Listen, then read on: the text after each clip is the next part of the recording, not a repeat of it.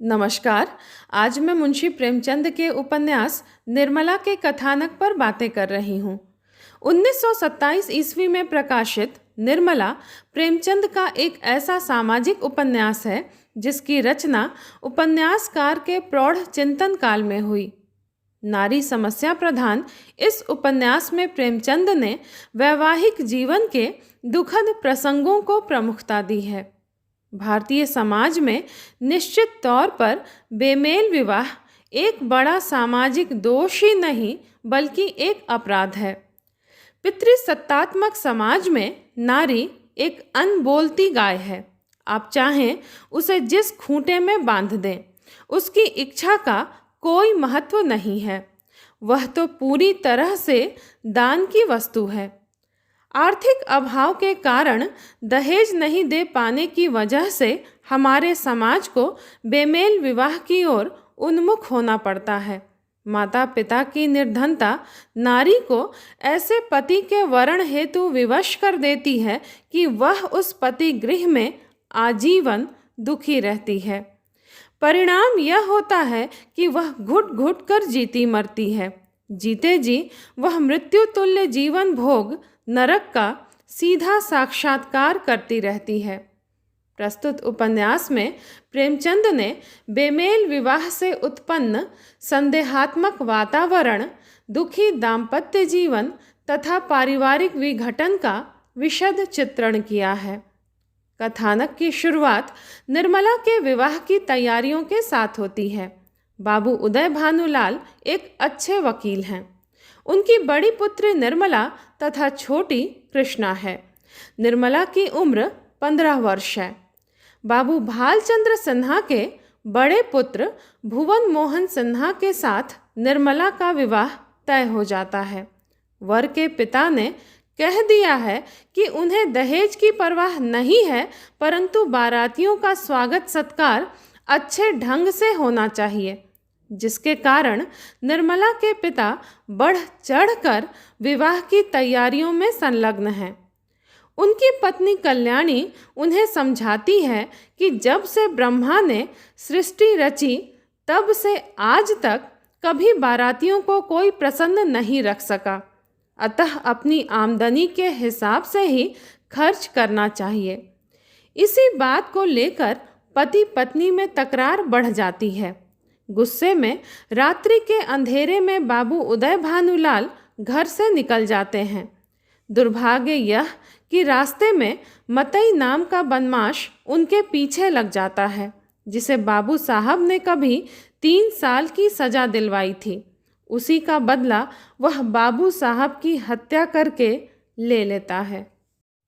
जीवन की इसी नश्वरता पर प्रेमचंद ने लिखा है, सांस का भरोसा ही क्या, और इसी नश्वरता पर हम अभिलाषाओं के कितने विशाल भवन बनाते हैं। नहीं जानते नीचे जाने वाली सांस ऊपर आएगी या नहीं, पर सोचते इतनी दूर की हैं मानो हम अमर हैं। कल्याणी सोचती है कि उसी की जली कटी बातों से उसके पति का अंत हुआ। शोक का आवेग कम हुआ तो निर्मला के विवाह की पुनः चिंता सवार हुई। महाशय भालचंद्र सिन्हा को शोक सूचना के साथ विवाह कर देने की बात भी पहुंचा दी गई। पुरोहित मोटे राम से इस संदेश को सुन भालचंद्र लगे बहाने बनाने। उन्हें उम्मीद थी कि वकील की बेटी से अपने पुत्र का विवाह कर कुछ धन की प्राप्ति होगी, परंतु जब पिता ही ना रहा तो खर्च कौन करेगा। दहेज के कारण ही निर्मला का भुवन मोहन के साथ तय विवाह टूट जाता है। यद्यपि श्रीमती सिन्हा बाबू साहब की विधवा के प्रति उदारता दिखाना चाहती हैं, परंतु सिन्हा इसके लिए तैयार नहीं होते और पुत्र भुवन तो स्पष्ट ही कह देता है, कहीं ऐसी जगह शादी करवाइए कि खूब रुपए मिलें, और ना सही 1 लाख का तो डॉल हो। वहाँ अब क्या रखा है, वकील साहब रहे ही नहीं, बुढ़िया के पास अब क्या होगा। अब किसी अच्छे घर वर के लिए दहेज की रकम तो चाहिए ही, जो निर्मला की माता के पास नहीं है। लेकिन सामाजिक मान्यता के अनुसार लड़की का विवाह होना ही चाहिए। विवशपूर्ण स्थितियों में माता निर्मला का विवाह एक विधुर संपन्न वकील मुंशी तोताराम से कर देती है। निर्मला उनके घर में 3 बच्चों की विमाता, एक अधेड़ व्यक्ति की पत्नी और एक वृद्धा ननद के लिए गृहस्थी के एक छत्र अधिकार को हथिया लेने वाली नासमझ बहू के रूप में प्रवेश करती है। वह विमाता है, इसलिए सौत के पुत्रों के प्रति निश्छल स्नेहपूर्ण व्यवहार के बाद भी नारी जाति पर लगे कलंक को धो नहीं सकती। मुंशी तोताराम की उम्र 40 के करीब है।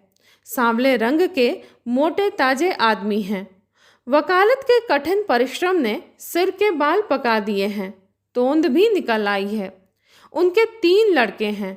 बड़ा मनसाराम 16 वर्ष का, मंझला जियाराम 12 वर्ष का और छोटा सियाराम 7 वर्ष का।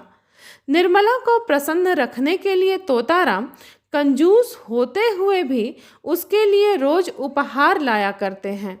भले लड़कों को कुछ ना मिले, परंतु निर्मला को तोताराम के पास बैठने और हंसने बोलने में संकोच होता है।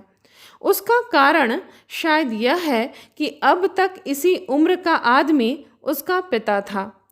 वह उन्हें प्रेम की वस्तु नहीं बल्कि सम्मान की वस्तु समझती है।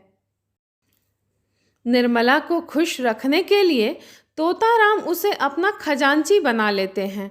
इस बात से आज तक घर की देखभाल करने वाली निर्मला की विधवा ननद उससे नाराज रहती है। बच्चों को वह विमाता का भय दिखाकर निर्मला से दूर रखती है, परंतु निर्मला के निश्चल व्यवहार और प्रेम से प्रभावित होकर बच्चे उसके करीब आने लगते हैं। पति की वह खूब सेवा करती है, परंतु शक्की स्वभाव के तोताराम निर्मला तथा अपने बड़े पुत्र मनसाराम के निष्पाप स्नेह संबंध को संदेह की नज़र से देखने लगते हैं, जो अंततः न केवल मनसाराम की मृत्यु का कारण बनता है, वरन सारे परिवार के लिए अभिशाप बन जाता है। तोताराम के निराधार संदेह को देख निर्मला स्वयं को निर्दोष साबित करने के लिए मनसाराम के प्रति निष्ठुरता का अभिनय करती है। मनसाराम को निर्मला से दूर करने के लिए जब मुंशी तोताराम उसे बोर्डिंग स्कूल में दाखिला करा देते हैं, तब बालक मनसाराम के हृदय को मार्मिक आघात पहुंचता है। उसकी दशा दिन पर दिन गिरती चली जाती है और अंत में वह अपने पिता का भ्रम दूर कर मृत्यु को प्राप्त होता है। इस घटना से तोताराम को असहनीय वेदना होती है और वे अपने काम धंधे की ओर से बिल्कुल ही उदासीन हो जाते हैं। पैसों के अभाव में उनका घर भी नीलाम हो जाता है। इसी बीच निर्मला एक पुत्री की मां बन जाती है।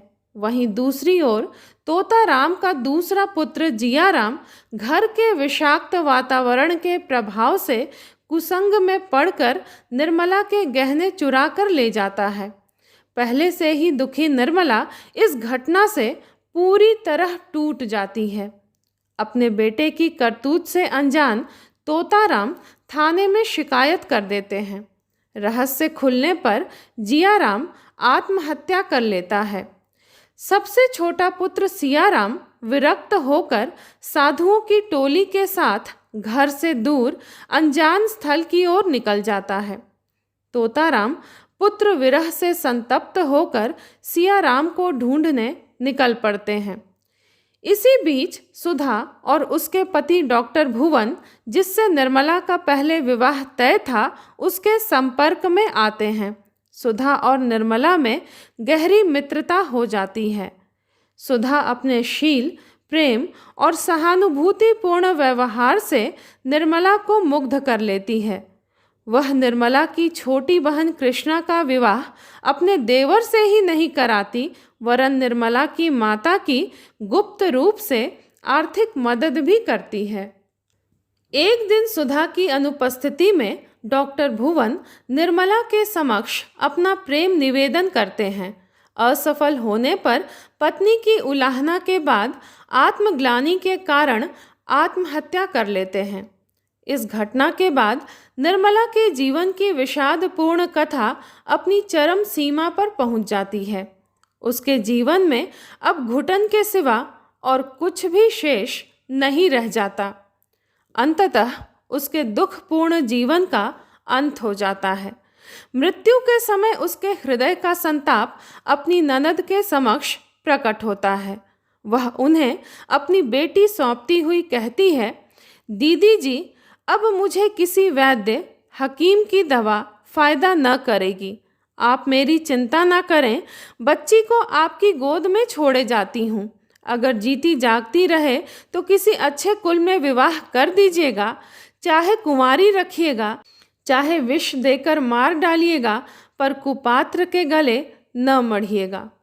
जिस समय पड़ोसी निर्मला के दाह संस्कार की चिंता कर रहे होते हैं, उसी समय एक बूढ़ा पथिक आकर खड़ा हो जाता है।